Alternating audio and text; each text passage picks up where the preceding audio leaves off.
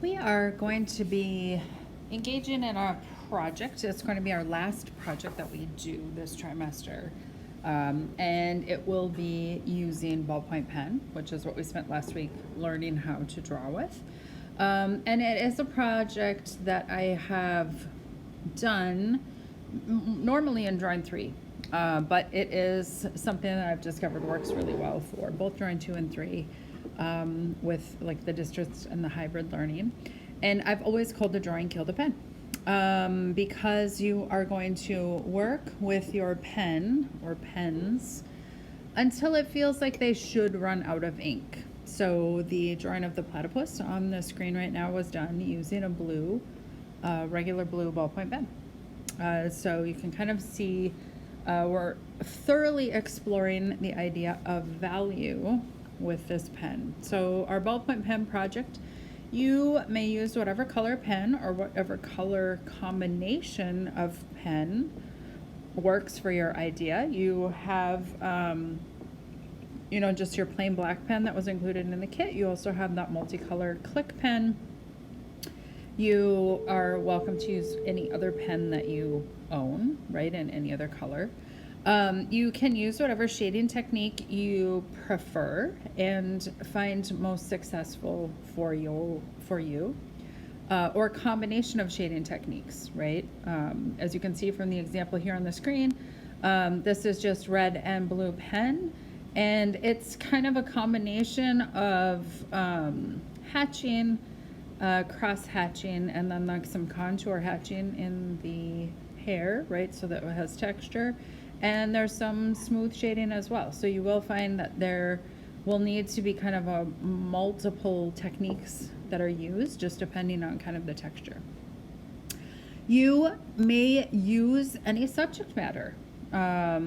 You can draw basically whatever you want for this project. If you're stuck for ideas, I recommend that you kind of stay with I also call them the traditional drawing themes, which would be a portrait, a still life, which is drawing objects, or a landscape. Your drawing must fill the sheet, and it must be visually interesting. It must have a good composition, and it will need to fully explore values. So from the white of the paper to that deep, deep dark that we see like under her chin and in the curl of her hand, we want to have you explore shading with the pen to the extent that it feels like your pen should be dead when you're done with the drawing. I'm going to show you a bunch of artist examples, but if you are stuck or really are inspired by ballpoint pen artists, there is a link there to an article with 12 or 15 different artists that are working right now in pen that you can go ahead and check out. I have a few to show you. This artist's name is Politov Andrei. He does everyday street scenes using primarily blue pen, and you can see with enough layers, just that blue pen gets almost black. So we have a shiny street landscape here. One of my personal favorite pen artists right now, his name is Tommy Mitchell.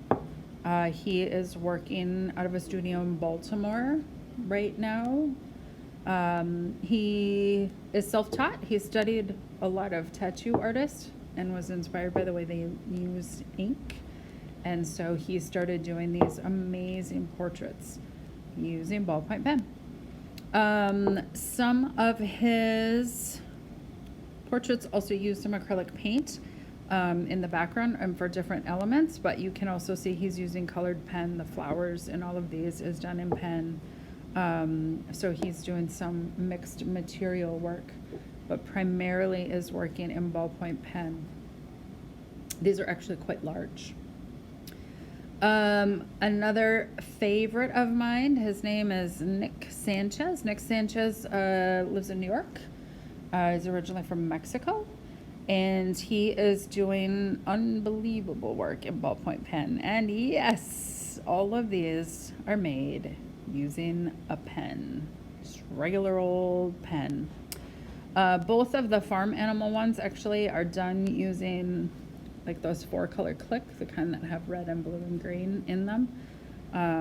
The horse there uses a wide variety of different colors of ballpoint pen.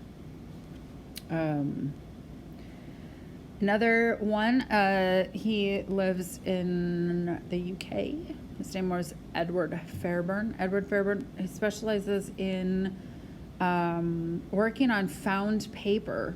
So he doesn't ever draw on just plain white paper. He works on old mail, old bills. These are old street maps. And then he works his cross-hatching into the map itself. So the map becomes part of the artwork. So if you still have your map from your supply kit, this is a really interesting chance for you to use that map as your sheet of paper, and you can work right on top of that map and make your artwork.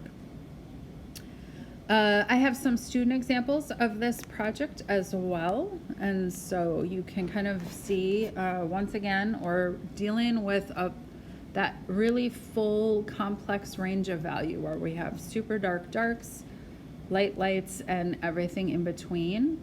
You also have to think about how you're using the pen, right, to make those marks and do your shading.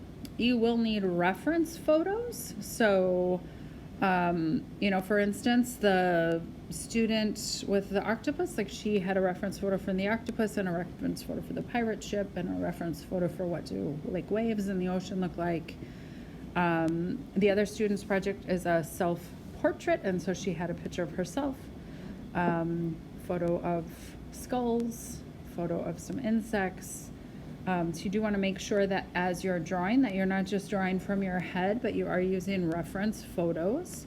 You may not copy one single photo, so you can't go out to the internet and just find a photograph of something and copy it.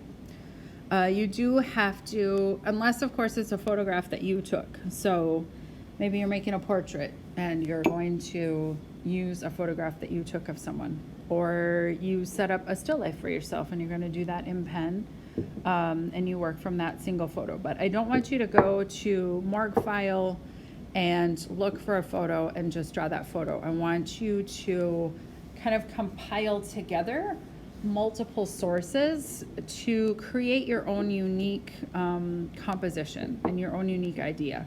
So making sure then that you have reference photos for all of those things is really important, so that you're not just making it up and that you have reference for the way the shadows go on those objects.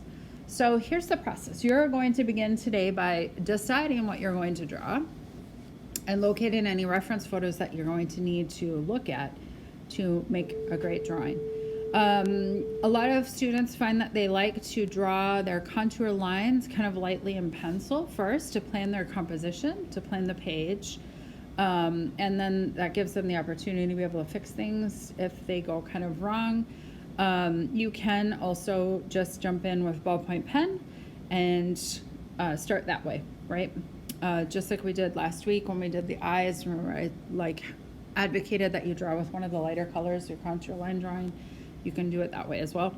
You're then going to shade that drawing with the pen, layering ink until the pen is empty and your drawing is finished. I say empty with quotes because I have discovered that like the regular ballpoint pen, that Bic round stick pen that I gave you, actually will last what feels like nearly forever, and so they don't finish out completely. Your multicolor click pen may very well be empty if you choose to use a color out of the multicolor click.